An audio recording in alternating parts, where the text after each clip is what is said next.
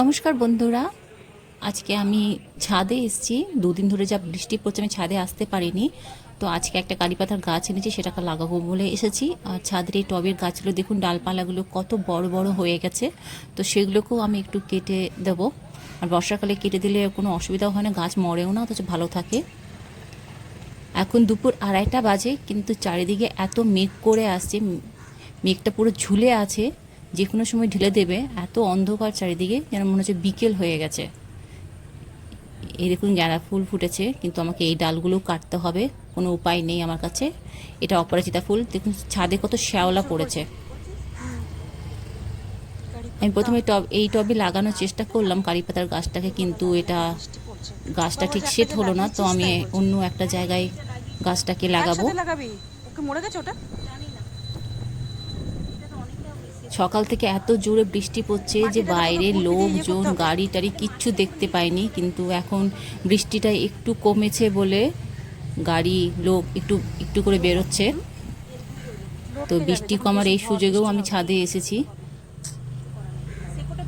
আমি আর দিদি ছাদে একটু ঘুরতেও এলাম, একটু ভালোও লাগলো।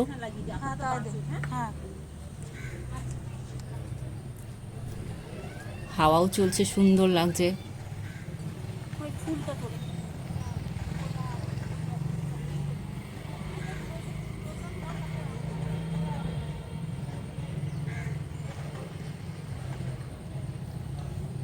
গোলাপ ফুলগুলো ফুটেছে, সবই আমাকে কাটতে হবে।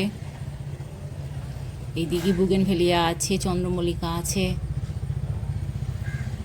সব একটু ছোট ছোট করে কেটে দিই, তাহলে বর্ষাকালে আবার বেড়েও যাবে। আর কোনো মরবেও না গাছগুলো, অথচ বেড়ে যাবে, ভালো হয়ে যাবে সব।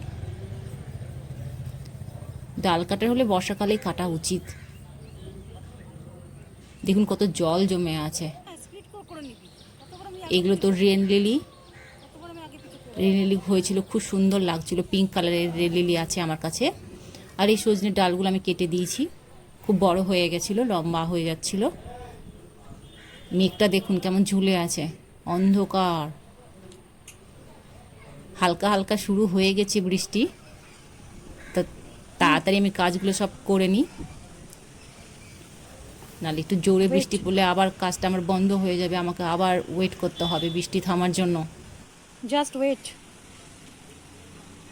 তো বন্ধুরা, আমার এই ছোট্ট ব্লগটা আপনাদের কেমন লাগলো আমাকে কমেন্ট করে অবশ্যই জানান। আমার চ্যানেলটিকে সাবস্ক্রাইব করুন। আমার ভিডিওগুলো দেখার জন্য ধন্যবাদ। তো আজকের মতো বাই।